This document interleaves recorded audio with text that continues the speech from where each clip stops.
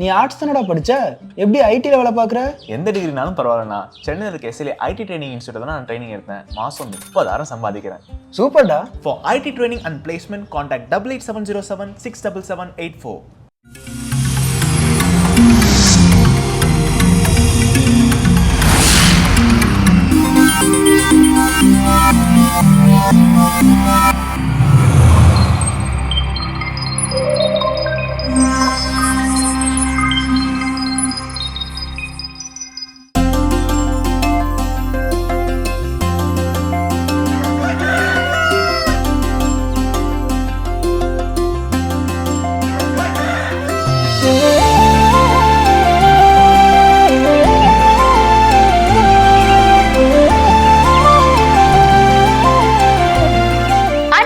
அனைவருக்கும் இனிய காலை வணக்கம். எங்களுடைய இந்த நீங்கள் பார்க்கவிருப்பது மாதா தொலைக்காட்சியின் கடவுள் வணக்கம். வணக்கம் ஜோஸ். வணக்கம் மேம், எப்படி இருக்கிறீங்க? ரொம்ப நல்லா இருக்கேன். நீங்க எப்படி இருக்கீங்க? நானும் ரொம்ப ரொம்ப மகிழ்ச்சியா உற்சாகமா அந்த நாள் நமக்கு தொடங்கி இருக்கோம். சிறப்பான நாள். இன்னைக்கு ஒரு சின்ன கதை. என்ன அப்படின்னு பாத்தீங்கன்னா, ஒரு அரசருக்கு ஒரு கனவு வந்திருக்குது. என்ன அப்படின்னா, அவர் சுத்தி சொந்த பந்தங்கள் நண்பர்கள் எல்லாரும் இருக்கிறாங்க. ஆனா கனவுல பாத்தீங்கன்னா அவர் மட்டும் என்ன பண்றாரு, தனியா இருக்கிறாரு. தனியா இருந்து அவருக்கு கூப்பிடக்கூடிய உறவுகள் யாருமே என்ன இல்லை, பக்கத்துல இல்லை. ஸோ அப்படி ஒரு கனவு. அப்போ இந்த கனவுக்கான விளக்கம் என்னன்னு தெரியணும் அப்படின்னு சொல்லிட்டு ஒரு நபரை கூப்பிட்டு கனவுக்கு விளக்கம் சொல்லக்கூடிய யாராவது இருக்காங்களா போய் தேடி என்ன பண்ணுங்க கூட்டு வாங்கணும்னு ஒருத்தர் என்ன பண்றாங்க, கூட்டு வராங்க.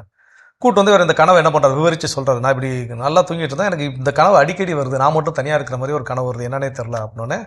அப்போ அந்த நபர் சொல்லியிருக்காரு, அரசே இருங்க நான் வந்து கொஞ்சம் செக் பண்ணி சொல்கிறேன் அப்படின்னு சொல்லி அரசருடைய பேர் மற்ற எல்லா டீட்டெயில்ஸ்லாம் வாங்கி அவர் கொஞ்சம் இந்த ஜோதிடம் என்ன பண்ணுவார் பார்ப்பார். ஸோ அதனால் அதை வச்சு பேஸ் பண்ணி என்ன பண்ணுறாரு, அரசு பார்த்தீங்கன்னா உங்களுடைய சொந்தக்காரங்களாம் உங்களுக்கு முன்னாடி என்ன பண்ணிடுவாங்க, இறந்து போயிடுவாங்க. அதனால தான் நீங்கள் என்ன பண்ணுறீங்க, தனியாக இருக்கிற மாதிரி கனவு வருதுன்னு ஒரு செம கோவம் வந்துருச்சு. ஓ என் சொந்தக்காரங்களாம் இறந்து போயிடுவாங்கன்னு நீ சொல்கிற, உனக்கு தூக்கி ஜெயிலில் போடுங்க அப்படின்ட்டார்.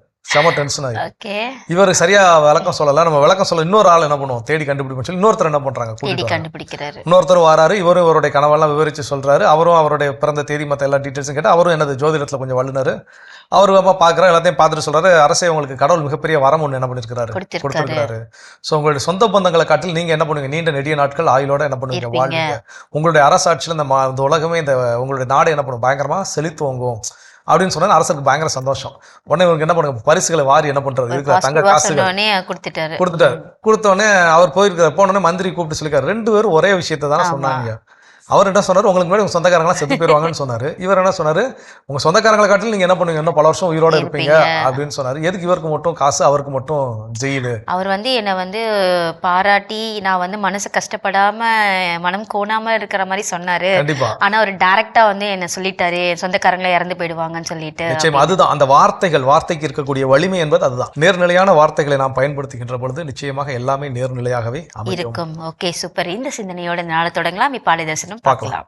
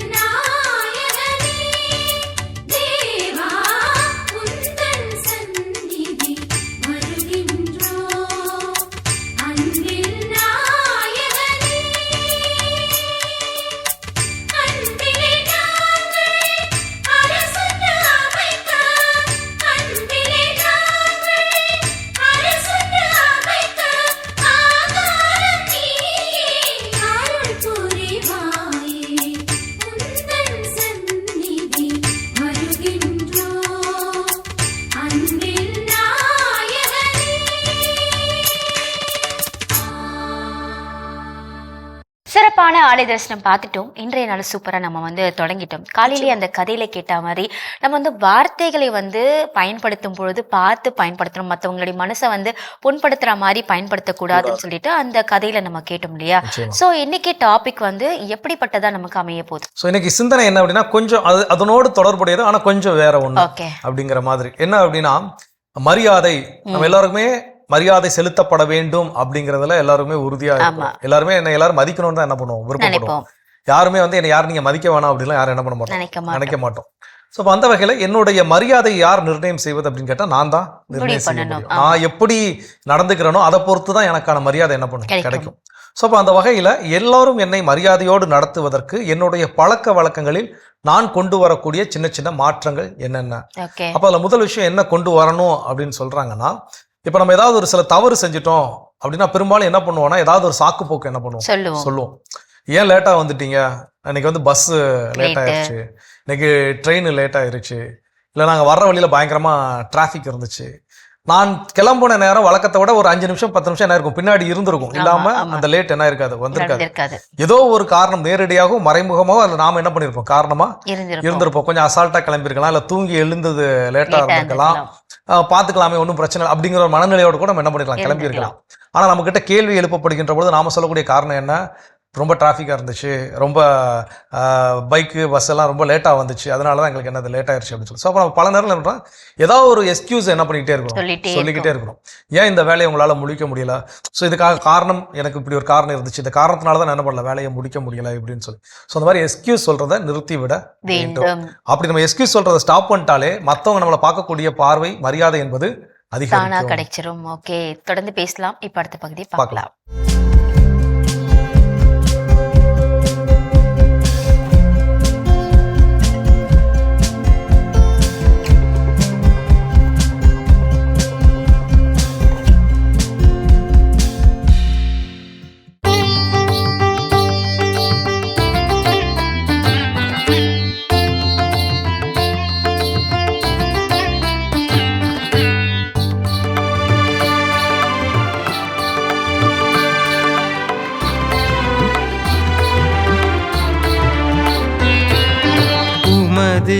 திருவுளம் நிறைவேற்ற ஆண்டவரே இதோ வருகின்றே.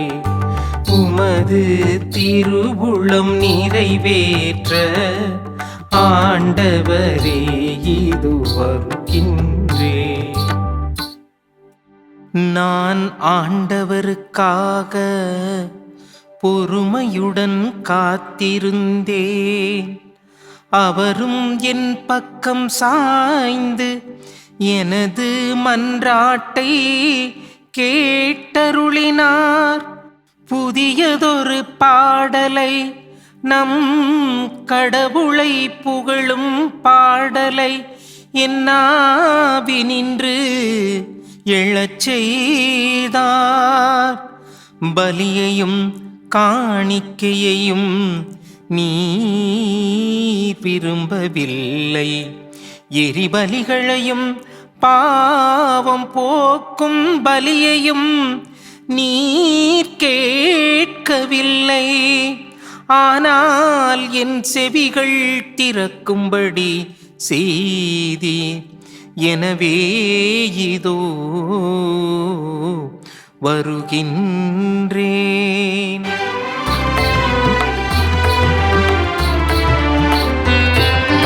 உமது திருவுளம் நிறைவேற்ற ஆண்டவரே இதோ வருகின்றே. உமது திருவுளம் நிறைவேற்ற ஆண்டவரே இதோ வருகின்றே. கிரேஸ்வில் பிரியமான சகோதர சகோதரிகளே, உங்களை அனைவரும் இந்த தினம்தோறும் திருப்பாடலில் சந்திப்பதில் பெரும் மகிழ்ச்சி அடைகிறேன்.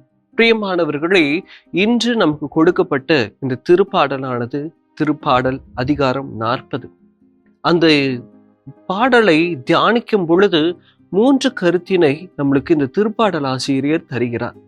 ஒன்று காத்திருத்தல், இன்னொன்று பலி செலுத்துவது, மூன்றாவதாக ஆண்டவருக்காக சாட்சியாக இருப்பது.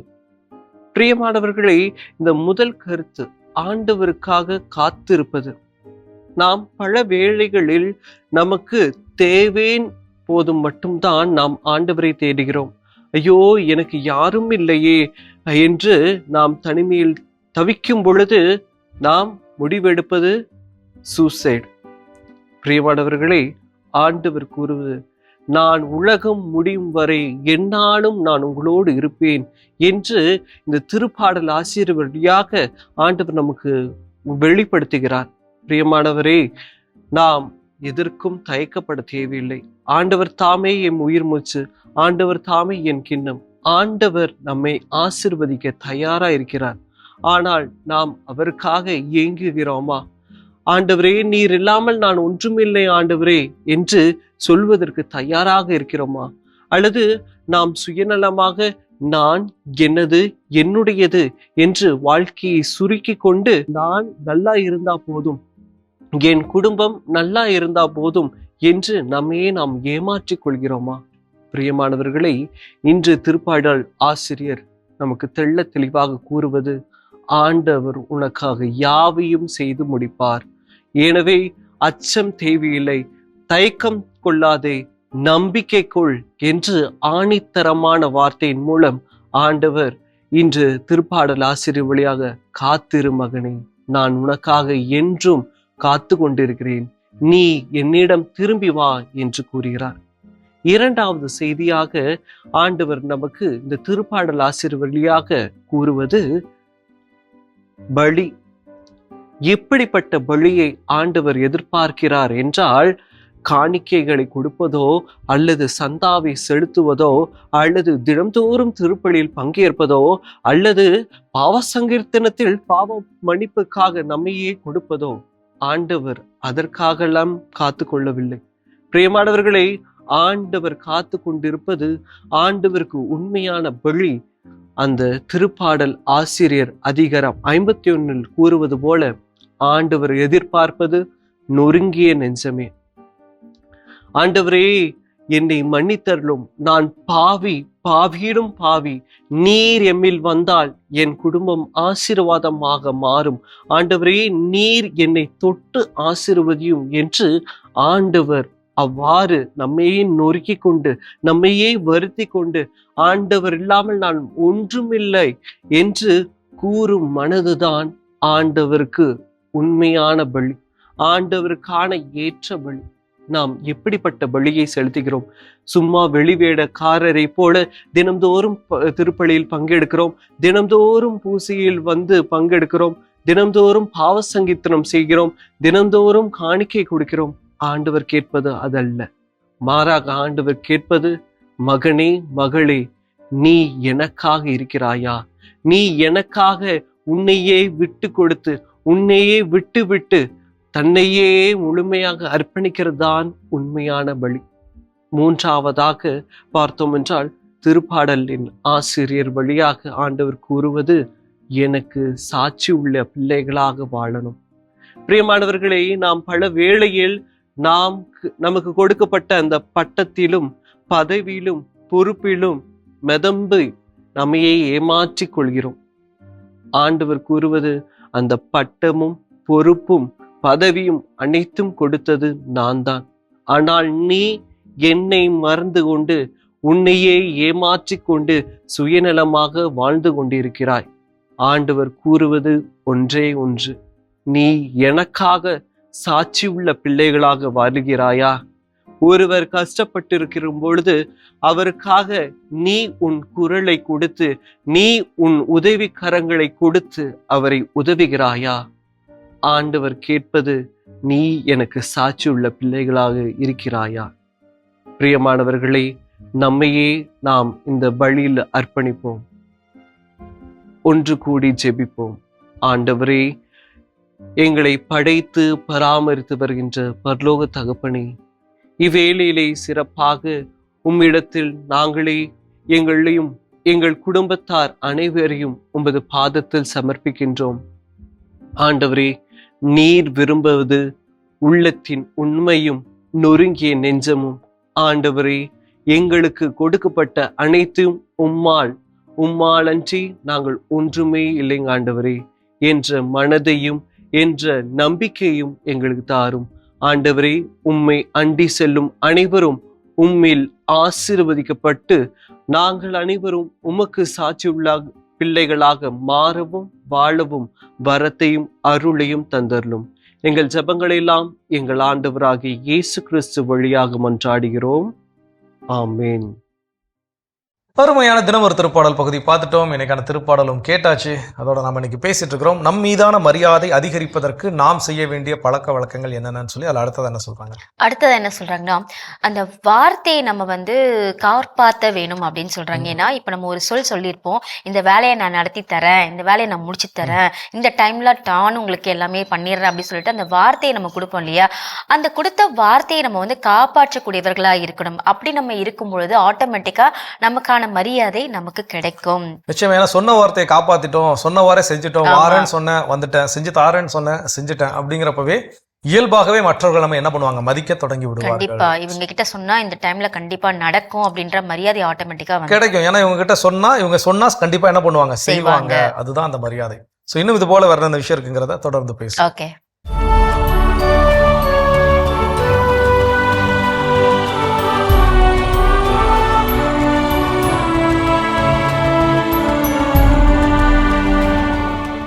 ஜனவரி 18. ஹங்கேரி புனித மார்கரெட். ஹங்கேரி நாட்டினை ஆட்சி செய்த அரசர் 4ஆம் பெலாவிற்கும் இவரது மனைவி மரிய லெஸ்காரியாவிற்கும் கிபி 1242ஆம் ஆண்டு மகளாக பிறந்தார் மார்கரெட். தன் பெற்றோரினால் 3 வயதில் டோம்னிக்கன் துறவற மடத்தில் சேர்க்கப்பட்ட மார்கரெட் 4 வயதில் துறவு ஆடை அணிந்து ஜெப வாழ்வில் தன்னை இணைத்துக் கொண்டார். இறைபக்தியில் நிறைந்து தன் சபையின் மூத்த அருட்சகோதரிகளின் வழிகாட்டுதலின்படி தனது ஆன்மீக வாழ்வினை வாழ்ந்த இவர் 10வது வயதில் தன் தந்தையின் உதவியினால் கட்டி எழுப்பப்பட்டிருந்த பிளஸ்ட் வெர்ஜின் என்ற துறவற மடத்திற்கு அனுப்பி வைக்கப்பட்டார். தன் தந்தை தனக்கு திருமண ஏற்பாடு செய்ததினை கடுமையாக மறுத்த மார்கரெட் தன்னை இறைவனுக்கு முழுமையாக அர்ப்பணித்து துறவற பயிற்சி பெற்று கிபி 1261ஆம் ஆண்டு அருட்சகோதரியாக அருட்பொழிவு பெற்றார். அரசரின் மகள் என்பதால் பிற சகோதரிகள் முக்கியத்துவம் தந்து இவரை சிறப்போடு கவனிக்க இதனை ஏற்றுக்கொள்ள மறுத்த மார்கரெட் அனைத்து சகோதரிகளிடமும் அன்போடு உறவாடி தாழ்ச்சியோடு வாழ்ந்தார். எளிய மக்களுக்கும் ஆதரவற்ற குழந்தைகளுக்கும் உதவி செய்து அவர்களை பாதுகாத்து வழிநடத்திய இவர் ஏழை மக்களும் வசதி படைத்தோரும் இறைவன் முன்பு சமமானவர்களே என்று போதனை செய்தார். தொழிலாளர்களின் முன்னேற்றத்திற்காகவும் நோயுற்றோரின் நலனுக்காகவும் நோன்பிருந்து ஜெபித்து வாழ்ந்த அருட்சகோதரி மார்கரெட் கிபி 1271ஆம் ஆண்டு ஜனவரி 18ஆம் நாள் விண்ணகம் சென்றார். அருட்சகோதரி மார்கரெட் கல்லறையில் வேண்டுதல் செய்பவர்களுக்கு புதுமைகள் நிகழ திருத்தந்தை 12ஆம் பத்திநாதர் 1943ஆம் ஆண்டு நவம்பர் 19ஆம் நாள் புனிதராக உயர்த்தினார்.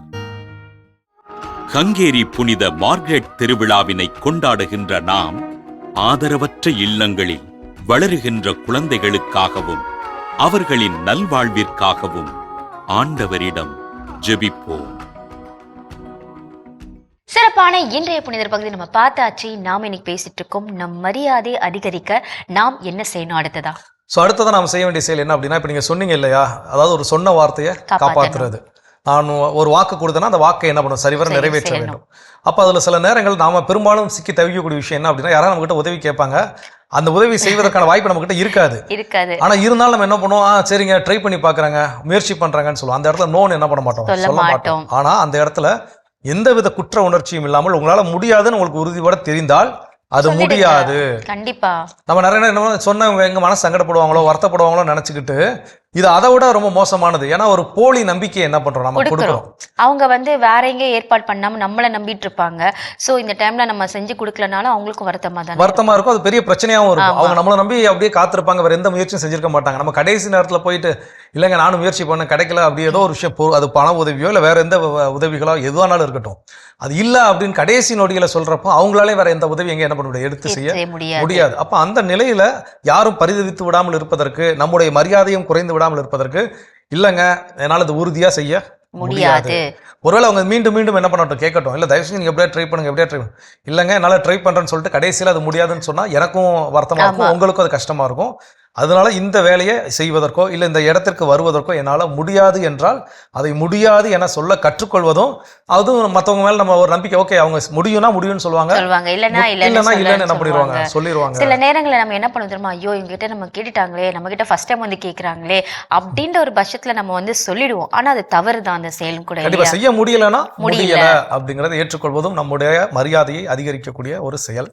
கற்றுக்கொள்வோம். இன்னும் வேற என்ன விஷயம் இருக்குங்கிறத தொடர்ந்து பேசுவோம்.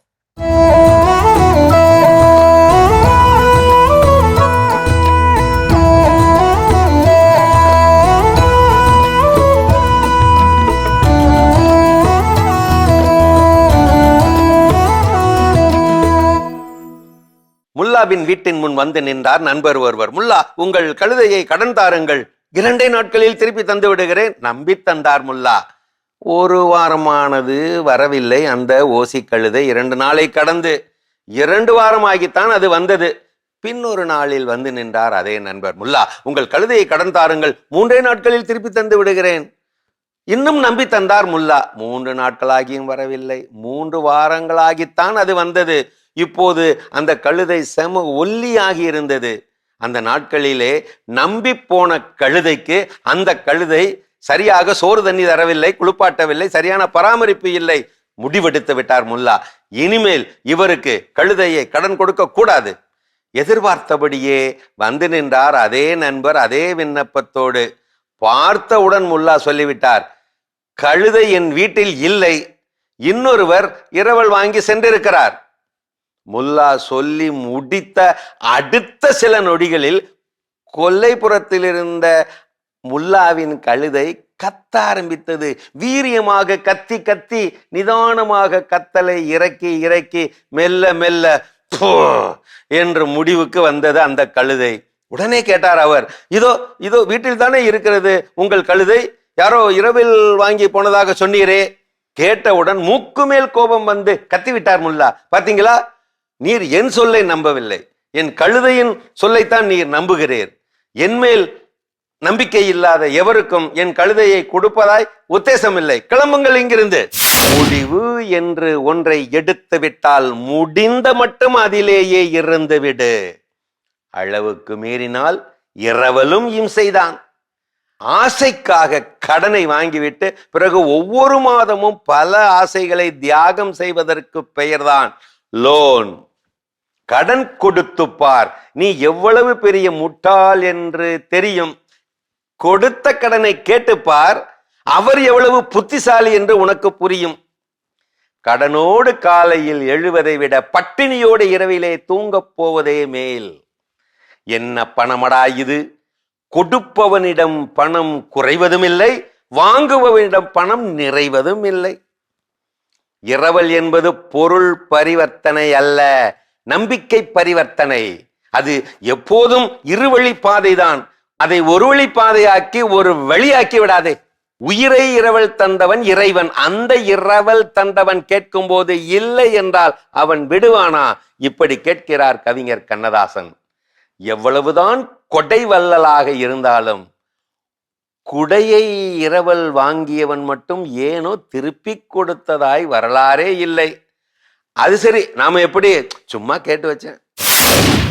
அருமையான கதைகள் 1000 பகுதி பார்த்துட்டோம். இன்னைக்கான கதையும் சிந்தனையும் கேட்டாச்சு. அதோட நம்ம இன்னைக்கு பேசிட்டு இருக்கிறோம். நம்முடைய மரியாதையை அதிகரிக்க நாம் செய்ய வேண்டிய செயல்கள். அடுத்ததான் என்ன சொல்றாங்க? அடுத்தது என்ன சொல்றாங்கன்னா, நம்மளுடைய பேச்சு இருக்கு இல்லையா, நல்ல நல்ல வார்த்தைகளை நம்ம பேசும்பொழுது நமக்கு ஆட்டோமேட்டிக்கா மரியாதை கிடைக்கும். எப்படி பேசணும், கனிவோட பேசணும், பொறுமையா பேசணும், இந்த இடத்துல எந்த இடத்துக்கு ஏற்றவாறு நம்ம பேசணுன்றது ஒரு முறை இருக்கு இல்லையா, அந்த முறையை நம்ம வந்து பயன்படுத்தணும். அது மட்டும் இல்லாம நம்ம எல்லாத்தையுமே போயிட்டு ஹாஷா பேசினாலோ, எந்த இடத்துல நம்ம வந்து ஹாஷா பேசணுமோ அந்த இடத்துல ஹாஷா பேசாம, எந்த இடத்துல நம்ம தாழ்வா பேசணுமோ அந்த இடத்துல நம்ம தாழ்வா பேசாம, இப்படி நம்ம உல்டா செய்யும் போது நமக்கான மரியாதை நமக்கு கிடைக்கவே கிடைக்காது. நம்மளுடைய வார்த்தைகளை பேசும்போது நம்ம வந்து பார்த்து பேசணும். கண்டிப்பா. ஏன்னா இன்னைக்கு நமக்கு கேட்ட கதையில கூட அந்த வார்த்தைகள் 2 பேரும் சொன்ன விஷயம் ஒண்ணுதான், ஆனா விதம் வேற, பயன்படுத்திய வார்த்தைகள் என்பது வேறு. சோ அந்த வார்த்தைகளுக்கு வலிமை உண்டு. அதுபோல சரிவர வார்த்தைகளை சரியாக பேச கற்றுக்கொள்கின்ற பொழுது நம்முடைய மதிப்பு தானாகவே உயர கற்றுக்கொள்ளும். கண்டிப்பா. தொடர்ந்து பேசலாம். இப்ப அடுத்த பகுதி பார்க்கலாம்.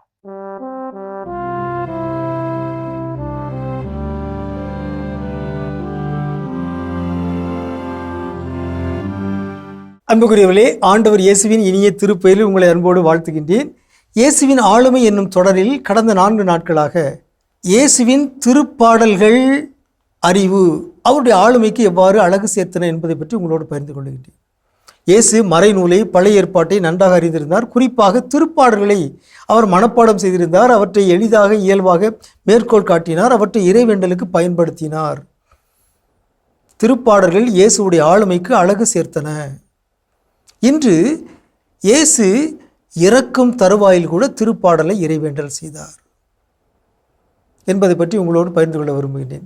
இயேசு சிலுவையில் தொங்கும்போது 7 வாக்கியங்களை பேசினார். அவற்றில் ஒன்று, ஏலி ஏலி லமா சபக்தானி, என் இறைவா என் இறைவா ஏன் என்னை கை நிகழ்ந்தீர். மத்தேயு நற்செய்தி 27:46 நாம் வாசிக்கின்றோம், 3 மணி அளவில் இயேசு ஏலி ஏலி லமா சபக்தானி, அதாவது என் இறைவா ஏன் என்னை கைவிட்டீர் என்று உரத்த குரலில் கத்தினார்.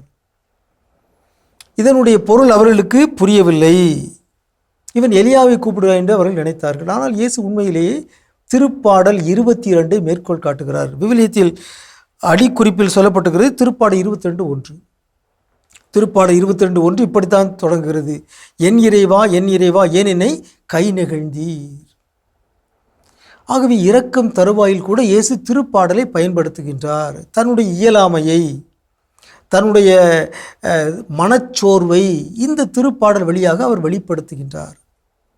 உண்மையில் ஒரு பக்கம் அவருடைய இயலாமையை இது வெளிப்படுத்தினாலும் இறுதியாக அவர் தந்தையிடம்தான் தன்னை ஒப்படைத்தார். அது நமக்கு தெரியும். தந்தையை உமது கையில் என் ஆவியை ஒப்படைக்கிறேன் என்று சொல்லி அவர் உயிர் நீத்தார். ஆனாலும் இந்த இறைவேண்டல், இவை திருப்பாடல் வரிகள் என்பது பலருக்கும் தெரியாது, அங்கே நின்ற போர் வீரர்களுக்கும் தெரியாது. ஆனால் இயேசு திருப்பாடல் 22 பயன்படுத்தினார். அதை ஒரு இறைவேண்டலாகவும் பயன்படுத்தினார். தன்னுடைய மனச்சோர்வின் இயலாமையின் வெளிப்பாடாகவும் பயன்படுத்தினார். இறக்கும் தருவாயில் கூட இயேசு இறைவேண்டல் செய்தார். இறக்கும் தருவாயில் கூட இயேசு திருப்பாடலை பயன்படுத்தினார் என்பது அவரது ஆளுமைக்கு அழகு சேர்க்கிறது. இயேசுவை போலவே நாமும் திருப்பாடல்களை நன்றாக அறிய வேண்டும். இயேசுவை புனித அகுஸ்தீனார் திருப்பாடல்களின் இனிமை மிகு பாடகர் என்று அழைத்து போற்றி பெருமைப்படுத்தினார். தாவீதுக்கு விவிலியம் தருகிற பெயர் இஸ்ரேலின் இனிமை மிகு பாடகர். தாவீதின் மகனாகிய, தாவீதின் தலைவராகிய இயேசுவுக்கு அகுஸ்தீனார் தருகிற பட்டப்பெயர் தான் திருப்பாடலின் இனிமை மிகு பாடகர். இயேசுவை போலவே நாமும் திருப்பாடல்களின் இனிமை மிகு பாடல்களாக மாறுவோமாக. திருப்பாடல்களை நம் வாழ்விலும் இறைவேண்டலிலும் இணைத்து கொள்வோமாக.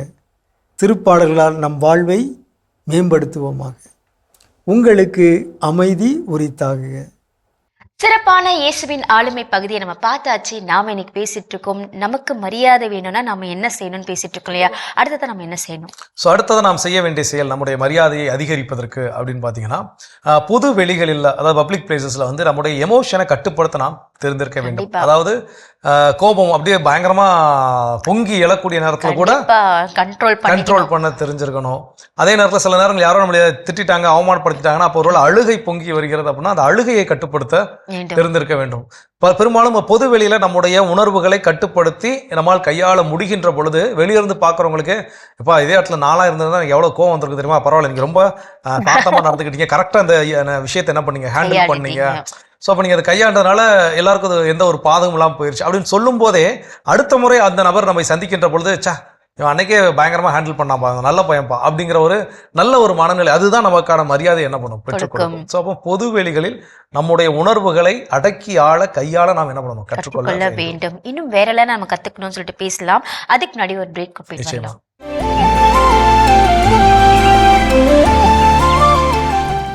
நிகழ்ச்சிக்குள் உங்களை மீண்டும் அன்புடன் வரவேற்கின்றோம். நீங்கள் பார்த்து கொண்டிருப்பது மாதா தொலைக்காட்சியின் கடவுள் வணக்கம். ஸோ சிறப்பான நாளில் பேசிட்டு இருக்கிறோம். ஏன்னா நம்முடைய மரியாதை அதிகரிப்பதற்கு நாம் செய்ய வேண்டிய செயல்கள் அடுத்தது என்ன சொல்றாங்க? அடுத்தது என்ன சொல்றாங்கன்னா, நமக்கு சரிப்பட்டதை நம்ம அந்த இடத்துல செய்யணும் அப்படின்றாங்க. இல்ல இது சரியில்லை, எந்த முடிவா இருந்தாலும் அது நாம எடுக்கக்கூடியதா மட்டும்தான் இருக்கணும். நாம பல நேரங்கள் என்ன பண்றோம்னா, மற்றவர்களை சார்ந்து இவங்க சொல்லட்டும், அவங்களுடைய வார்த்தைக்காக நம்ம வெயிட் பண்ணுவோம். ஸோ அப்படி வெயிட் பண்ணாம, இது எனக்கு சரிப்பா, இந்த இடத்துல இது தப்பா இருக்குப்பா, இந்த தப்பை நம்ம சரி செய்யணும் அப்படின்னு நம்ம முடிவு பண்ணிட்டோம்னா அதை நம்ம இறங்கி நம்ம செய்ய கற்றுக்கொள்ள வேண்டும். நிச்சயமா நீங்க சொன்ன மாதிரி என்னுடைய முடிவுகளை நான் எடுக்கணும். ஆமா, இன்னொருத்தங்க எடுத்தாங்கன்னா வெளிய இருந்து பாக்குறவனுக்கு இவனுக்கு முடிவு எடுக்க தெரியாது, எதனால அவர் தான் வந்து சொல்றாரு, அதுக்கு எதுக்கு இவர் கேட்டுக்கிட்டு அவரே கேட்டுக்கலாமே அப்படின்னு. அப்ப ஆட்டோமேட்டிக்கா நம்முடைய மரியாதை என்பது குறைய தொடங்கும். சோ அப்போ நம்ம சரிவர முடிவுகளை நாமே எடுக்க வேண்டுமே தவிர பிறருடைய வேலிடேஷனுக்காக வெயிட் பண்ண கூடாது. கற்றுக்கொள்வோம். இன்னும் வேற என்ன விஷயம் இருக்குங்கிறத தொடர்ந்து பேசுவோம்.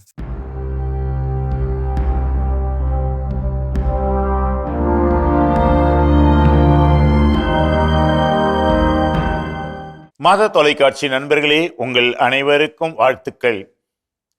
வெற்றிக்கான வழி என்ன என்று தேடிக்கொண்டிருக்கின்ற நமக்கு இதோ பதில் சொல்ல வருகின்றார் கிரேக்க தத்துவ ஞானி பிளாட்டோ அவர்கள். அவர்கள் இப்படி கூறுகிறார், The first and the best victory is to conquer oneself. அதாவது உண்மையான முதல் வெற்றி என்பது தன்மீதே வெற்றி கொள்வதாகும். கேட்பதற்கு சற்று வியப்பாக இருக்கிறது அல்லவா?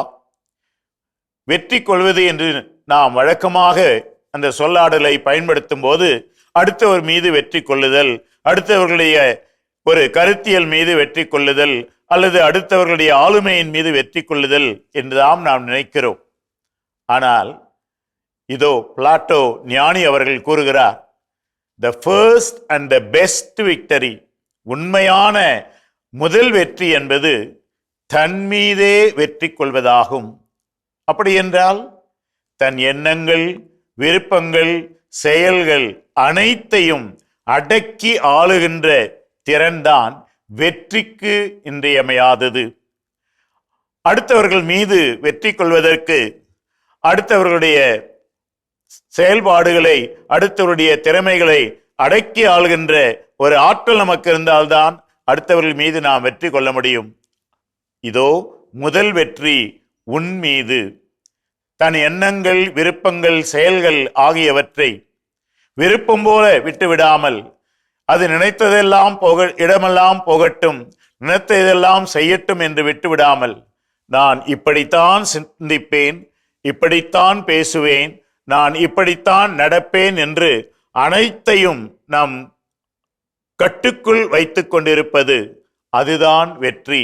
ஏனென்றால் இவை அனைத்தையும் நமது கட்டுப்பாட்டுக்குள் நாம் வைக்கும்போது சரியான இலக்கு நோக்கி நமது வாழ்க்கை பயணம் அமையும். அந்த இலக்கை அடையும் போதுதான் வெற்றி என்பது நமக்கு உறுதியாகும். எனவே பிளாட்டோ கூறுகிற இந்த சிறிய சொற்றொடரை மனதில் வைத்துக் கொள்வோம். உண்மையான முதல் வெற்றி என்பது தன்மீதே வெற்றி கொள்வதாகும். நண்பர்களே, உங்கள் மீதே நீங்கள் வெற்றி கொள்ள நீங்கள் தயாரா? அப்படி தயாரானீர்கள் என்றால் வெற்றியின் பாதையிலே பயணிக்க ஆரம்பித்து விட்டீர்கள் என்று பொருள். இந்த பயணம் தொடர்ந்து உங்களுக்கு பெரிய வெற்றியை கொடுக்க உங்களை அன்போடு வாழ்த்துகிறேன். சிறப்பான ஆன்றோர் வாக்கு பகுதியை நம்ம பார்த்தாச்சு. நாம இன்னைக்கு பேசிட்டு இருக்கோம், நம் மரியாதை அதிகரிக்க அடுத்ததா நம்ம என்ன செய்ய வேணும். ஸோ அடுத்ததான் என்ன அப்படின்னா, நம்ம தமிழ்ல அழகான ஒரு பழமொழி உண்டு, ஆள் பாதி ஆடை பாதி அப்படின்னு சொல்லி. ஸோ இப்போ ஆடைக்கு ஒரு முக்கியமான ஒரு முக்கியத்துவம் அப்படிங்கிறது இருக்குது. நம்ம அணியக்கூடிய ஆடை அப்படிங்கிறது எக்ஸ்பென்சிவா இருக்கணுங்கிற அவசியம் கிடையாது. அது அழுக்கா இல்லாம நீட்டா இருந்தா போதும். இப்போ ஒரு கல்யாண வீட்டுக்கு போறோம், நாம உடுத்தக்கூடிய ஆடையை வச்சுதான் அங்க என்ன நமக்கான மரியாதை கிடைக்கிறது. ஒரு அழுக்கான ஆடையோ ஒரு கிழிஞ்ச ஆடையோ போட்டு போனோம் அப்படின்னா யாரும் நம்மளை மதிப்பாங்களா பார்ப்பாங்களான்னு பார்த்தா பார்க்க மாட்டாங்க. நம்ம சொந்தக்காரங்களா இருந்தாலும் கூட அவங்க ஒரு 2 அடி தள்ளி தான் போய் என்ன பண்ணுவாங்க, நிற்பாங்க. அப்போ அந்த ஆடை நம்முடைய மரியாதையை உறுதி செய்யும் ஒரு முக்கியமான ஒரு விஷயம். அப்போ அந்த வகையில் என்னுடைய மாதிரி எந்த இடத்துக்கு என்ன மாதிரியான ஆடைகள் அப்படின்னு சொல்லி இருக்குது. கண்டிப்பா இப்போ நம்ம ஒரு அலுவலகத்துக்கு இன்டர்வியூக்கு போறோம்னா அப்போ அதுக்கு ஏற்ற ஒரு ஒரு ஆடை ஆடை இருக்கு. ஆமா, பார்ட்டிக்கு போறோம் அப்படின்னா அப்போ அதுக்கேற்ற ஒரு ஒரு ஆடை ஆடைகள் இருக்கு. இருக்குது. ஸோ அப்போ அது போல எங்கு எதை அணிய வேண்டும், அது போல நான் வந்து ஆள் பாதி ஆடை பாதியாக நான் இருக்கின்ற பொழுது எனக்கான மரியாதை ஆட்டோமேட்டிக்கா நமக்கு கிடைக்கும். ஓகே, தொடர்ந்து பேசலாமே, படத்தை பகுதி பார்க்கலாம்.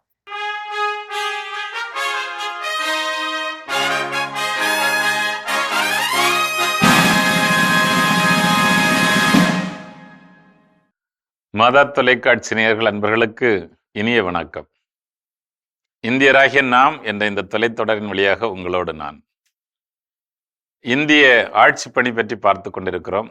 இதுதான் நமக்கு கிடைத்திருக்கிற ஒரு பொன்னான வாய்ப்பு, அந்த அரசு பணி என்பது. இந்த பணியில் தேர்ந்தெடுப்பது, நியமிப்பது, அவர்களுக்குரிய அதிகாரத்தை பற்றி முந்தைய பிரிவுகள் பேசியதை பார்த்தோம். பிரிவு 311 மிக தெளிவாக மத்திய மாநில அரசு பணிகளில் ஆட்சித்துறை பணியில் இருக்கும் நபர்களை வெளியேற்றுதல், நீக்குதல் அல்லது அவருடைய படித்தரத்தை குறைத்தல், ரிடக்ஷன் என்று சொல்லுவோம். நீக்குதல், வெளியேற்றுதல், படித்தரத்தை குறைத்தல், இவை போன்றவற்றை பற்றி பிரிவு 311 பேசுகிறது. ஏன்னா இந்த துறையில் நான் ஏற்கனவே சொன்ன மாதிரி இது ஒரு நல்ல துறை. இதுதான் நம்முடைய இந்திய தேசத்தை கட்டி ஆளுகின்ற துறை. அதில் வந்து மாற்றுக்கருத்தே கிடையாது. ஆனால் இங்கே தான் அதிகமான ஊழல், லஞ்சம் போன்றவை செயல்படுவதற்கான சாத்தியக்கூறுகள் அதிகமாக இருக்கின்றன. ரெண்டாவது, தங்களுடைய பணிகளை மறந்து, அவர்கள் மக்கள் பணியை மறந்து தங்களுடைய சுயநலங்களுக்கான செயல்களில் ஈடுபட்டால் அவர்கள் கண்டிப்பாக இத்தகைய தண்டனைகளுக்கு உள்ளாவார்கள். எனவே யார்தான் இவர்கள் மீது நடவடிக்கை எடுக்க முடியும் அப்படின்னு பார்த்தோம்னா, நியமிக்கிற அதிகாரம் படைத்த அதிகாரி, சரியா, ஒரு ஆளை அப்பாயின்ட் பண்றதுக்குள்ள அந்த ஆபீசர், அவங்களுக்கு கீழானவங்களால யாருக்கு மேலே நடவடிக்கை எடுக்க முடியாது. குறைந்தபட்சம் அந்த அவரை நியமிப்பதற்கான அதிகாரி அல்லது அதற்கு மேல் உள்ளவர்கள், அவங்க தான் வந்து நடவடிக்கைகளை மேற்கொள்ள முடியும். நடவடிக்கை 5 முறைகளில் செயல்படுத்துகிறது. உங்களுக்கு இதெல்லாம் நமக்கு தெரிஞ்சதான். இதை இல்லைன்னா நம்மளும் அதை கடைபிடிக்கணும். முதலில் குற்றச்சாட்டுகளை புனைதல். இவர் இந்தந்த காரணங்கள், இந்தந்த தவறுகள் செய்திருக்கிறார் அப்படின்னு சொல்லி அவர் மேல ஒரு குற்றச்சாட்டுகள் புனையப்பட வேண்டும். ரெண்டாவது, புனையப்பட்ட குற்றச்சாட்டுகள் கண்டிப்பாக அவருக்கு அறிவிக்கப்பட வேண்டும். எப்போதுமே இதை வந்து நம்ம மறந்துடவே கூடாது. ஏன்னா அவருடைய தரப்பை கேட்கறதுக்கு இல்லைன்னா வாய்ப்பு இல்லாமலே போயிடும். தன் மேலே என்ன குற்றம் சுமத்தப்பட்டிருக்கிறது என்பது தெரியாமலே நீக்கப்பட்டிருக்கிற பெரும்பாலான மனிதர்கள் இருக்கிறார்கள். அது சட்டப்படி தவறு. மாறாக தங்கள் மீது சுமத்தப்பட்ட குற்றச்சாட்டை அவர்களுக்கு அறிவிக்க வேண்டும். மூன்றாவதாக, அவர்கள் அதற்கு விளக்கம் அளிப்பதற்கு வாய்ப்பளிக்க வேண்டும். அவர்களுடைய பதிலை சொல்வதற்கான, ஏன்னா அதுவும் இங்க ரெக்கார்ட் பண்ணணும். அந்த விளக்கம் அளிப்பதற்கான வாய்ப்பும் அதற்கான போதிய கால அவகாசமும் கொடுக்கப்பட வேண்டும். மூணாவது. நான்காவது, அவர் விளக்கம் கொடுத்த பிறகு அதன் மீது விசாரணை நடத்தப்பட வேண்டும். உரிய அதிகாரியை வைத்து விசாரணை நடத்தப்பட வேண்டும். ஐந்தாவது, விசாரணையினுடைய முடிவில் அவருடைய சாட்சியங்களினுடைய அடிப்படையில், அது வந்து டாக்குமெண்ட்ரி எவிடன்ஸா இருக்கலாம், ஆவணங்களா இருக்கலாம், இல்ல ஆட்களா இருக்கலாம். ஆனா ஒன்லி அந்த தண்டனை என்பது சாட்சியங்களுடைய அடிப்படையில் மட்டுமே. அப்படி செய்கிற பொழுது சாட்சியங்களுடைய அடிப்படையில் தண்டனை வழங்கலாம் அல்லது வந்து அவரை விடுவிக்கப்படலாம். ஆக இந்த 5 நடைமுறைகளும் பின்பற்றப்பட வேண்டும். இதுல ஒருவேளை இது எப்போது பொருந்தாது அப்படி பார்த்தோம்னு சொன்னா அதுக்கு 3 எக்ஸெப்ஷன் வச்சிருக்கு சட்டம் சொல்லுகிறது, அரசியலமைப்பு சட்டம். ஒன்று மிக தெளிவாக சொல்லுகிறது, ஒருவேளை அவர் ஏற்கனவே நீதிமன்றத்தால் இப்படிப்பட்ட குற்றங்களுக்கு தண்டனை பெற்றவராக இருந்தால் அதுக்கு பிறகு நம்ம இதெல்லாம் ஃபாலோ பண்ண அவசியம் இல்லை. ஆட்டோமேட்டிக்கா அவர் வெளியே பெற வேண்டியதுதான், உரிய நீதிமன்றத்தால் தண்டிக்கப்படுகிற பொழுது. இரண்டாவதாக நாம் பார்த்தோம் அப்படின்னு சொன்னா, அவர் ஒருவேளை அந்த அவருடைய உயர் அதிகாரி இவரை பற்றி விசாரிப்பதற்கான தகுந்த சூழல் இல்லை அப்படின்னு சொல்லி அவர் ஃபீல் பண்ணி அவர் வந்து எழுத்துப்புறம் அதை ரெக்கார்ட் பண்ணியிருந்தாருன்னு சொன்னா, அத்தகைய சூழல் இல்லாத பொழுது அவர் இந்த முறையை அப்படியே கடைபிடிக்கணும்னு சொல்லி அவசியம் இல்லை. அதை வந்து சட்டம் தான் எக்ஸ்பிளைன் பண்ணும், அது என்ன சூழல், எந்த சூழல் அதை சொன்ன வேண்டாம் பண்ணணும் அப்படிங்கிறத பற்றியெல்லாம். மூன்றாவதாக, நாட்டின் நலனுக்கு உகந்ததாக இருக்காது அந்த விசாரணை, நாட்டினுடைய பாதுகாப்புக்கு நாட்டினுடைய நலனுக்கும் அது உகந்ததாக இருக்காது அப்படின்னு சொல்லிட்டு அந்த குடியரசுத் தலைவரோ அல்லது மாநிலத்தினுடைய ஆளுநரோ திருப்தி அடைந்தால் அவர்கள் பெயரால் அதான் திரும்பவும் அவர் படிப்பட்ட அந்த பணி, அந்த டிபார்ட்மெண்ட், அந்த அவர்கள் வந்து திருப்தி அடைந்தால் அப்போ வந்து இத்தகைய நடைமுறை கடைபிடிக்க வேண்டும் என்கிற அவசியம் இல்லை. ஏன்னா அது நேரடியாகவே ஒரு நாட்டை பாதிக்கிறது. இப்ப இராணுவம் இதை மாதிரிப்பட்ட விஷயங்கள்லாம். எனவே இந்த 3க்கு எக்ஸெப்ஷன் இல்லை அப்படின்னு சொன்னா அவர்களை பணியிலிருந்து வெளியே தள்ளுகிற பொழுதோ அல்லது நீக்குகிற பொழுதோ அல்லது அவர்கள் மீது படித்தரத்தை குறைக்கிற பொழுதோ கண்டிப்பாக இந்த உரிய நடைமுறை பின்பற்றப்பட வேண்டும் என்று அரசியலமைப்பு சட்டம் மிக தெளிவாக சொல்லியிருக்கிறது. இது அவர்களுக்கு பணி பாதுகாப்பையும் கொடுக்கிறது. ஆனால் அதே நேரத்தில் பணியில் தவறு செய்கிற பொழுது அவர்கள் கண்டிப்பாக தண்டிக்கப்படுவார்கள் என்பதையும் அரசியலமைப்பு சட்டம் மிக தெளிவாக சொல்லிவிடுகிறது. சரியான முறையில் தண்டிக்கப்பட்டிருந்தா நிறைய பேர் அங்கே இருக்க மாட்டாங்க. ஆனாலும் பல நேரங்களில் சட்டம் தன்னுடைய கண்களை மூடிக்கொள்கிறது போல மக்கள் தான் விழித்திருக்க வேண்டும் என அன்போடு அழைக்கிறேன். இந்த நாளில் இணைந்தமைக்காக உங்களுக்கு நன்றி, வணக்கம். அருமையான இந்தியராகிய நாம் பகுதி பார்த்துட்டோம். அதோட இன்னைக்கு நம்ம பேசிட்டு இருக்கிறோம் கடவுள் வணக்கம் நிகழ்ச்சியில். நம்முடைய மரியாதையை அதிகரிக்க நாம் செய்ய வேண்டிய செயல்கள் அடுத்தது என்ன சொல்றாங்க? அடுத்தது என்ன சொல்றாங்கன்னா பஞ்சுவாலிட்டியை நம்ம வந்து மெயின்டைன் பண்ணோம் அப்படின்னு சொல்றாங்க. எங்க நம்ம டைமுக்கு போறோமோ அந்த இடத்துல ஆட்டோமேட்டிக்கா நமக்கான மரியாதை நமக்கு கிடைக்கும். அது அலுவலகமாகட்டும், இல்லை நம்ம ஏதாவது ஒரு ப்ரோக்ராம்க்கு ஒத்துக்கிட்டோம்னா அந்த இடத்துக்கு போகிறதாகட்டும், இல்லை வேற எங்கேயாவது நம்ம போகிறதாகட்டும், அந்த டைமுக்கு நம்ம போகும்போது இவங்க சொன்ன டைமுக்கு வந்து நிற்பாங்க அப்படின்ற ஒரு மரியாதை ஆட்டோமேட்டிக்கா நமக்கு கிடைக்கும். கண்டிப்பா இது வந்து 2 விதமான புரிதல் அப்படின்னு இருக்கு. ஒண்ணு, நம்ம வீட்டு ஃபேமிலி ஃபங்க்ஷனுக்கு முன்னாடி போய் நின்னோம் அப்படின்னா நம்ம வீட்டார்கள் என்ன சொல்லுவாங்க, உனக்கு வேலை வெட்டி இல்லை போல, எப்ப பார்த்தாலும் முன்னாடி வந்துடுறாயா அப்படின்னு சொல்லக்கூடிய ஒரு சூழலும் உண்டு. அப்போ அந்த பஞ்சுவாலிட்டி எப்படி கீப் அப் பண்ணணும்னா, நம்ம ஒரு முக்கியமான விடயத்திற்கு அழைக்கப்பட்டிருக்கிறோம் அப்படின்னா அந்த அழைப்பிற்கு முன்னராகவே என்ன பண்ணிருக்கணும், அங்க போய் இருக்கணும். அதே நேரத்துல அங்க எனக்கு 1 மணி நேரம் ஃபங்க்ஷன் நடக்குது, எனக்கான வேலை அங்க வந்து ஒரு 10 நிமிஷம் தான் இருக்குன்னா அந்த 10 நிமிஷம் வேலையை முடிச்சுட்டு அங்க இருந்து என்ன பண்ணிடணும், கிளம்பிடணும். நான் அங்க அதுக்கு மீறி நான் எக்ஸ்ட்ரா இருந்தாலுமே அது யாருடைய மரியாதைக்கு இழுக்குன்னா என்னுடைய மரியாதைக்கு இழுக்கானது. இதை சொல்லும்போது எங்களுடைய பங்குல வந்து ஃபாதர் அண்ணாசாமின்னு ஒருத்தர் இருந்தார். நான் அடிக்கடி அவரை பற்றி சொல்லியிருக்கிறேன். இப்போ தந்தை அவர்கள் இல்லை, ஆனால் அவர் இருக்கின்ற காலகட்டத்தில் எங்களுடைய பங்குகளில் வந்து திருமணம் 5 ஆண்டுகள் பங்கு தந்தையாக இருந்தார். இந்த திருமண பத்திரிகை அடிக்கின்ற பொழுது இந்த அடிப்பாங்க இல்லையா, 9 மணிக்கு மேல் 10:30 மணிக்குள் அப்படிலாம் அவர் அடிக்க விட மாட்டார்.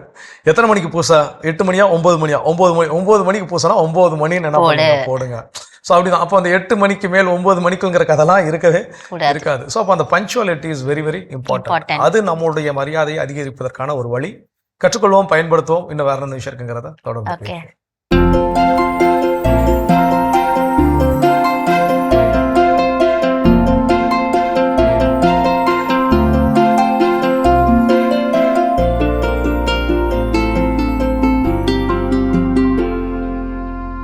அனைவருக்கும் வணக்கம். இன்றைய பதிவில் நம்ம பார்க்க போகிற ரொம்ப ரொம்ப முக்கியமான விஷயம் என்ன அப்படின்னு சொன்னால் சத்துக்கள். அதை பற்றி தான் ஒரு 2-3 நாட்கள் பேசலாம் அப்படின்னு. ஏன் இந்த அதில் ரொம்ப முக்கியமான சத்து சாம்பல் சத்து. இந்த சாம்பல் சத்தோட முக்கியத்துவம் என்ன? தமிழ்நாட்டை பொறுத்தளவில் திருவள்ளூர் மாவட்டம் ஆரம்பித்து கன்னியாகுமரி வரையிலும், இந்த பக்கம் ஊட்டியில் ஆரம்பித்து நம்ம நாகப்பட்டினம் வரையிலும் இது வந்து ஒரு சரிவான நிலம்ங்க. சரிவான நிலம். முக்கிய ஆறுகள் 4ம் மற்ற கிளை ஆறுகளும் சுத்தமாக நிறைய ஆறுகள் இருக்கக்கூடிய ஒரு பகுதி நம்மளுடைய தமிழ்நாடு. ரொம்ப சரிவாக இருக்கும். ஆறுனாலே என்ன, ஒரு பள்ளமான பகுதி. அப்போ மேடுலேருந்து தண்ணி ஓடி வந்தால் தான் அந்த ஆற்றுக்கு வரும். அப்போ அது தொடர்ந்து வருது அப்படின்னு சொன்னால் நிலம் சரிவாக இருக்குது. சரிவாக இருந்தாலே என்ன தவறு அப்படின்னு சொன்னாலே, மழை பெய்து முடிஞ்ச உடனே அது வடகிழக்கு பருவமழையாக இருக்கட்டும் இல்லை தென்மேற்கு பருவமழையாக இருக்கட்டும், மழை பெஞ்சு முடிஞ்ச உடனே மழை தண்ணீர் பட்டு வேகமாக ஓடுறப்ப கரைஞ்சி வெளியே போடுற முதல் சத்து சாம்பல் சத்து. கரைஞ்சி முதல்ல வெளியே போகிற சத்து சாம்பல் சத்து. இந்த சாம்பல் சத்தோட முக்கியத்துவம் என்ன அப்படின்னா, நீங்கள் சிமெண்ட்டு பார்க்குறீங்கல்ல, சிமெண்ட் வந்து செவுத்தை பூசுறதுக்கு இறுக்கத்தை உண்டு பண்ணுறதுக்காக செய்யக்கூடிய ஒரு அமைப்பு. அதில் இருக்கக்கூடிய முக்கியமான ஊடு பொருள் வந்து சாம்பல்.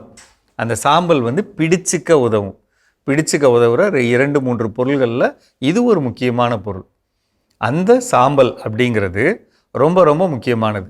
எந்த விதமான சத்துக்கள் பூமியில் இருந்தாலும் அதை ஒருங்கிணைச்சு ஒரு பயிரோட கட்டமைப்புக்கு, உதாரணத்துக்கு வளர்ச்சிக்கு, பூ எடுக்க காய் எடுக்க பயன்படுறதை விட ரொம்ப முக்கியமாக அந்த காயோட பெருக்கத்துக்கு, இப்போ ஒரு வாழைப்பழம் இருக்கு இல்லைங்களா, வாழைப்பழம் ஒல்லியாக இருக்கிறத விட எனக்கு பெருசாக இருக்குது, தேங்காய் சின்னதாக இருக்கிறத விட தேங்காய் பெருசாக இருக்குது அப்படிங்கிற எந்த ஒரு பெரிய கட்டமைப்புக்கும், நெல் இருக்குது, நெல்லோட மணிகள் வந்து திரள்ச்சியாக இருக்குது அப்படிங்கிற வார்த்தை, கத்திரிக்காய் இருக்குது, மிளகாய் இருக்குது, பூ இருக்குது, எல்லாம் பெருசாக வருது அப்படின்னு சொன்னாலே சாம்பல் சத்து வேணும். ஆனால் என்ன கொடுமைன்னா, வடகிழக்கு பருவமழை முடிஞ்ச உடனே இந்த சத்தெல்லாம் கீழே போயிடும். நீங்கள் மழைக்காலம் முடிஞ்ச உடனே நீங்கள் பயிர்களை பாருங்களேன், ஈவன் வெளியில் இருக்கக்கூடிய வேப்ப மரம் எல்லா மரத்தை பாருங்களேன், ஒரு மஞ்சள், இளம் மஞ்சள் ஷேடு இருக்கும், ஒரு வடிவத்தின் நிறத்தில் இருக்கும். அதுக்கு என்ன காரணம்னா, மண்ணில் இருக்க சாம்பல் சத்து வெளியே போயிடுறது. திருப்பி அது மேலோங்கி வரும்போது தான் கரும்பச்சை வரும்.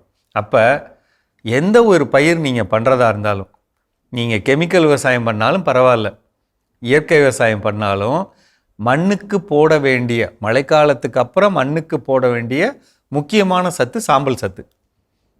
தழைச்சத்தோட போடுறோம், மணிச்சத்தோட போடுறோம். ஆனால் போட வேண்டிய, எல்லாரும் என்ன தப்பு பண்ணுறோன்னா, தழைச்சத்து மணிச்சத்து நிறையா போட்டுறோம். மக்குன சாணம் போடுவோம், கடலை புண்ணாக்கு போடுவோம், எல்லாம் போட்டுருவோம். ஆனால் என்ன பண்ண மாட்டோம்னா, சாம்பல் கொடுக்க மாட்டோம். இந்த சாம்பல் கொடுத்தாலே உங்களுடைய எல்லா நிலத்தில் இருக்க எல்லா பயிரும் சூப்பராக வருங்க. சாம்பல் எந்த ஒரு நிலத்துலையும் அதோடைய மண்ணோட தேவை பொறுத்து கொடுக்கணும். குறிப்பிட்டு பார்த்தா ஒரு ஏக்கருக்கு குறைந்தபட்சம் 100 கிலோ அப்படிங்கிறது பொதுவான அளவு. தென்னை மரம் அப்படின்னா ஒரு மரத்துக்கு 5 கிலோ அப்படிங்கிறது அளவு. கொய்யா மரம், அது மாதிரி பழ மரங்கள் அப்படின்னு சொன்னால் ஒரு மரத்துக்கு 2 கிலோ, ஒவ்வொரு 5 மாதங்களுக்கு ஒரு முறை அந்த மாதிரி கொடுங்க. சாம்பல் சத்து முக்கியம், மனசில் வச்சுக்கோங்க, திருப்பி திருப்பி மனசில் வைங்க, சாம்பல் சத்து. சரிங்களா? மீண்டும் சந்திப்போம். சிறப்பான உழவும் உயரும் பகுதி நம்ம பார்த்தாச்சு. நாம இன்னைக்கு பேசிட்டு இருக்கோம், நம்ம மரியாதை அதிகரிக்க அடுத்ததான் நாம என்ன செய்யணும்?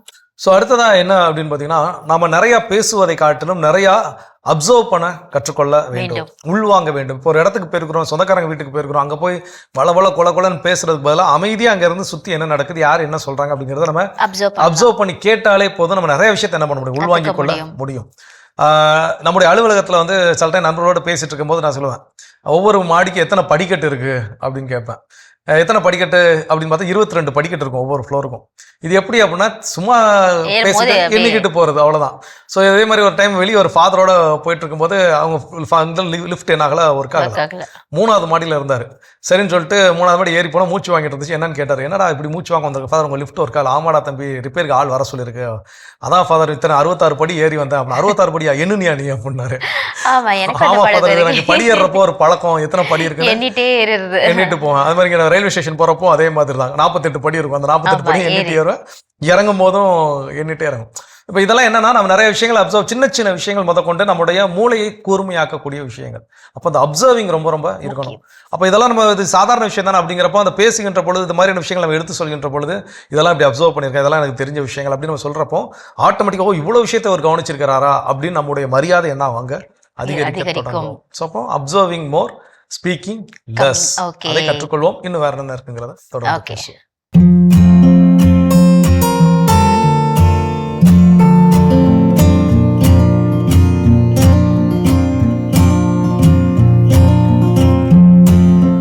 அன்பான மாதா தொலைக்காட்சி நேயர்களுக்கு வணக்கம். இந்த நிகழ்ச்சியில் நம்ம பார்க்க போகிறது முடி பிரச்சனை, தலையாய பிரச்சனை, முடி பிரச்சனை. இன்னைக்கு சின்னவங்களும் சரி, வயசானவங்களும் சரி, டீனேஜும் சரி, எல்லாரும் சரி, குழந்தைக்கே இன்னைக்கு 2-3 வயசு குழந்தைக்கே இளநரை, முடி உதிர்தல், வழுக்கத்தலை, முடியல அடர்த்தி இல்லை, முடியல வெடிப்பு, பொடுகு தொல்லை, பேன் தொல்லை, இப்படி தலையாய பிரச்சனை. இப்போ பேன் இருக்கா, நீங்கள் என்ன பண்ணுங்க, துளசி இலை, அப்புறம் சீத்தா செடி இலை, அப்படிலாம் சீத்தா பழம் சாப்பிட்டு அந்த கொட்டை, பழ சீசனில் பழம் சாப்பிடுவீங்க, அந்த கொட்டையை கழுவி காய வச்சிருங்க. பேன் தொல்லைன்னா கொஞ்சம் ஒரு பிடி துளசி இலை, ஒரு பிடி அந்த சீத்தாப்பழம் கொட்டை, இலை கிடைச்சா இலை, அப்படி இல்லைன்னா அந்த கொட்டை ரெண்டையும் அரைச்சி அதை எண்ணெயில் மிக்ஸ் பண்ணி தலையில் அப்ளை பண்ணி விட்டுடுங்க. நைட்டில் காலையில் பாருங்க, இது மாதிரி வாரத்தில் 2 நாள் செய்ய பேன் தொல்லை போயிடும். பொடுகு தொல்லைக்கு இப்படித்தான் நிறைய விஷயங்கள் இருக்கு. அதே போல் முடி உதிர்தல், இளநரை, இதுக்கெல்லாம் உங்களோட நீங்கள் சாப்பிட்ற சாப்பாட்டில் சத்து பத்தலை. எல்லா கலர்ஃபுல் வெஜிடபிள்ஸ், நான்வெஜ் எல்லாம் சாப்பிடணும். புரியுதுங்களா? டென்ஷன் இருக்கக்கூடாது, அழுக்காக வச்சுக்க கூடாது. வாரத்தில் 2 நாள் 3 நாள் தலை குளிச்சுக்கணும். புரியுதா? ஜென்டில் மசாஜ் கொடுக்கணும். அதுக்குன்னு ஹேர் ஆயில் இருக்குது. அதே போல் இளநரைக்கு நல்ல ஹேர் ஆயில் இருக்குது. உள்ளுக்கு மெடிசன்ஸ் கொடுக்குறோம். நல்ல அடர்த்தியான முடியும் வளர ட்ரீட்மெண்ட் இருக்குது. கூட நீங்கள் செய்ய வேண்டியது ட்ரீட்மெண்ட்லாம் நாங்கள் கொடுத்துட்றோம். ஹேர் ஆயில் மெடிசன்ஸ் எல்லாம் நல்ல பிளட் சர்க்குலேஷனுக்கு கொடுப்போம். நல்ல ஹேர் குரோத்துக்கு கொடுப்போம். எல்லாம் பார்த்துக்கலாம். செய்ய வேண்டியது சாப்பாடு. அதை ப்ராப்பராக நாங்கள் சொல்கிற டயட் ஃபாலோ பண்ணிங்கன்னா முடி பிரச்சனையே இருக்காது. நீங்கள் வாழை இலையில டெய்லி சாப்பிட்லாம். வசதியானவங்க வெள்ளித்தட்டில் சாப்பிட்லாம். அப்போல்லாம் அகப்பைன்னு சொல்லுவாங்க. இப்போல்லாம் ஸ்பூனு ஸ்டெயின்லெஸ் அதெல்லாம் அப்போ கிடையாது. நம்ம தேங்காய் ஓடு இருக்கு இல்லையா, கொட்டாங்கச்சி, அதில் பண்ணது தான். அதில் ஏகப்பட்ட ஐட்டம்ஸ், ஸ்பூனு, கப்பு, பவுலு, கரண்டி எல்லாம் அதில் வந்துருச்சு. அதை நம்ம பயன்படுத்துகிறோம் சமைக்கும் போது அதில் நம்ம பயன்படுத்தினா நம்ம சமையலில் இருக்கிற நச்சுத்தன்மைகள் அந்த தேங்காய் ஓடு இருக்கு இல்லையா, கொட்டாங்கச்சி, அந்த அகப்பை, கரண்டி, ஸ்பூன் அது எடுத்துருதான். 99 வருஷம் கேரண்டி. அதெல்லாம் அவ்வளோ நன்மை பயக்கும் மெத்தடு தான் நம்ம முன்னோர்கள் பயன்படுத்திட்டு இருந்தாங்க. அம்மியில் அரைச்சாங்க, உரல்ல ஆட்டினாங்க. இப்போ அப்படி இல்லை. எல்லாம் எலக்ட்ரிக்கல் ஐட்டம்ஸ். புரியுதா? கூட பத்தாத்துக்கு ஜங்க் ஃபுட்டு. நல்ல ஆரோக்கியமான உணவு கிடையாது, ஆரோக்கியமான தண்ணி கிடையாது, ஆரோக்கியமான காற்று கிடையாது. அப்படி இருக்கும்போது நம்ம நல்ல மூச்சு பயிற்சி, நல்ல தண்ணி, நல்ல சாப்பாடு, டென்ஷன் இல்லாமல் எல்லாம் ஃபாலோ பண்ணால் முடி பிரச்சனையே அல்ல, தீர்ந்துடும். அதை விட்டுட்டு இத்தனை ஆயிரம் அத்தனை ஆயிரம் ஷாம்பு, சீக்கா, சோப்பு, ஹேர் ஆயில் என்னவோ, இல்லைன்னா கட்டிங் பேஸ்டிங்லாம் வைக்கிறோம். எவ்வளோ சைடு எஃபெக்ட் எவ்வளோ ஆச்சு. விருப்பம் இருக்கோ, வசதி இருக்கோ, அது செய்யுங்க, குறை சொல்ல. நேச்சுரலாக என்ன பண்ண முடியும் வேணுமா தொடர்பு கொள்ளுங்க, ஃபாலோ பண்ணுங்க, ரிசல்ட் கிடைக்கும், கடைப்பிடிங்க. முடி பிரச்சனையே நம்ம உடல் ஆரோக்கியத்தை காமிக்கிறது தான். உங்களுக்கு ஆரோக்கியம் உடம்புல இல்லை, அதான் முடி பிரச்சனை. உங்களுக்கு ஆரோக்கியமாக இருந்தால் முடி நல்லா இருக்கும். இவ்வளோதான் விஷயம். இதற்கு ட்ரீட்மெண்ட் இருக்கா? இருக்கு. வேணும்னா கடைபிடிக்க, பலன் அடிக்க. என்னென்ன இருக்குல்ல. மீண்டும் நாளை சந்திப்போமா? நன்றி. அன்னை மரியே வாழ்க. அருமையான நம்ம ஒரு வைத்தியம் பகுதி பார்த்துட்டோம். நிகழ்ச்சியோட நிறைவுக்கும் வந்தாச்சு. இன்னைக்கு நாள் பேசிட்டு இருக்கிறோம் நம்முடைய மரியாதையை அதிகரிப்பதற்கு செய்ய வேண்டிய செயல்கள். ஃபைனலாக என்ன சொல்றாங்கன்னா, நம்ம எல்லாத்துலேயும் வந்து ஒரு அப்டேட்டடாக இருக்கணும். எதை கற்றுக்கணுமோ அதை நம்ம கற்றுக்கக்கூடியவங்களா இருக்கிறதுல தப்பு கிடையாது. ஆனால் எல்லாட்டையும் நம்ம தம்பத்தை அடிப்போம். பார்த்தீங்களா, நான் இதை கற்றுக்கிட்டேன்ப்பா, எனக்கு இதை தெரியும்ப்பா, நான் இதை செஞ்சிடறேன்ப்பா, நான் இதை கற்றுக்க போகிறேன்ப்பா அப்படின்னு சொல்லிட்டு நம்ம எல்லாருக்கிட்டையும் போயிட்டு நம்மளோட அப்டேட்டை வந்து மற்றவங்களுக்கு சொல்லி நம்ம வந்து வீண் பெருமையை அடித்துக் கொள்வோம் இல்லையா. ஸோ அப்படிப்பட்ட நேரங்களில் நம்மளுடைய மரியாதை வந்து அங்கே குறையுமே தவிர்த்து நமக்கான மரியாதை அங்க கிடைக்காது. நிச்சயம் நம்ம அப்டேட் பண்ணிக்கிறது எவ்வளவு முக்கியமோ அது போல அமைதியா இருக்கிறது ரொம்ப ரொம்ப நல்லது. அதை போய் நான் தம்பட்டம் அடிச்சேன்னா என்னுடைய மரியாதைக்கு அது இலக்கு. கண்டிப்பா. அப்போ அந்த வகையில் நான் தம்பட்டம் அடிக்காமல் அமைதியான முறையில் என்னை நானே மேம்படுத்திக் கொள்ள வேண்டும். சிறப்பான நாள், சிறப்பான சிந்தனை. இந்த மரியாதை அப்படிங்கிறது சாதாரண விஷயம் கிடையாது. நாம் பிறரை மதிப்பது எந்த அளவுக்கு முக்கியமோ அதுபோல நாம் பிறரால் மதிக்கும் வண்ணம் நடத்தப்படுவதும் ரொம்ப ரொம்ப முக்கியம். அது நம்முடைய கைகளில் தான் இருக்கிறது. அப்போ அதற்கான வழிகள் என்னென்ன அப்படிங்கிறத கடவுள் சிந்திக்க வாய்ப்பு கொடுத்திருக்கிறாரு. அதை கண்டிப்பாக பயன்படுத்துவோம், வாழ்வாக்குவோம். இந்த நல்ல சிந்தனை கொடுத்த கடவுளுக்கு நன்றி சொல்லி இன்னைக்கு நம்ம நிகழ்ச்சியை நிறைவு செய்யறதுக்கு முன்னாடி யார் யார் விழா கொண்டாடுறாங்கன்னு பார்க்கலாம். அதில் குறிப்பாக இன்னைக்கு நம்முடைய மாதா தொலைக்காட்சியினுடைய முன்னாள் தலைவர், சேலம் மறை மாவட்டத்தினுடைய மேனாள் ஆயர், நம்முடைய பாசத்திற்குரிய ஆயர் சிங்கராயர் அவர்கள் இன்னைக்கு பிறந்த நாளை கொண்டாடுறாரு. அவருடைய உடல் உள்ள சுகத்திற்காக நாமளும் ஜெபிக்கலாம், அன்பர்களையும் ஜெபிக்க சொல்லி கேட்டுக்கலாம். அவரோடு இணைந்து இன்னைக்கு யாரெல்லாம் விழா கொண்டாடுறாங்கன்னு பார்க்கலாம்.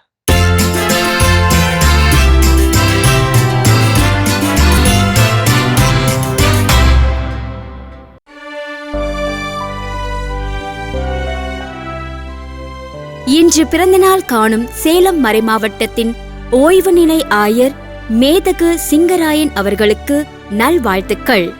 ஆயர் அவர்கள் உடல் உள்ள நலன் பெற்று பல்லாண்டு வாழ்ந்திட மாதா தொலைக்காட்சியின் வாழ்த்துக்களும் ஜெபங்களும்.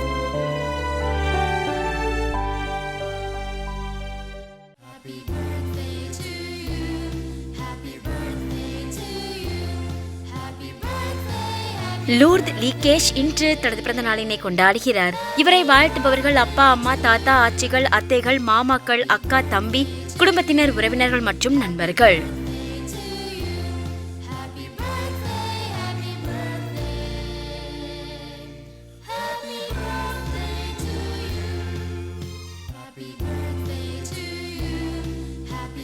ரொசாரியோ ரான்சம் இன்று தனது 4ஆம் ஆண்டு பிறந்த நாளினை கொண்டாடுகிறார். இவரை வாழ்த்துபவர்கள் அப்பா, அம்மா, ஐயப்பா, ஐயம்மா, தாத்தா, ஆச்சி, அத்தைகள், மச்சான்கள், பெரியப்பா, பெரியம்மா, அக்கா, டோம்னிக், சஞ்சீவன், குடும்பத்தினர், உறவினர்கள் மற்றும் நண்பர்கள்.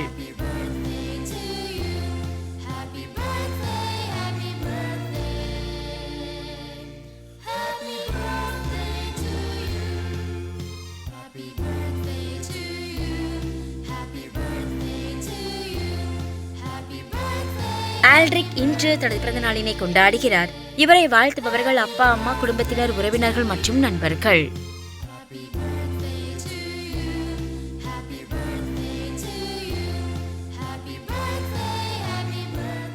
சிறப்பான விழாக்கோளம் பகுதி பார்த்தாச்சு. இன்றைக்கு திருமண நாள், பிறந்த நாள் கொண்டாடின எல்லாருக்கும் வாழ்த்துக்களை தெரிவித்துக் கொண்டு அவங்களுக்கான இறை ஆசிரியம் காத்துட்டு இருக்கு, அதையும் பார்க்கலாம்.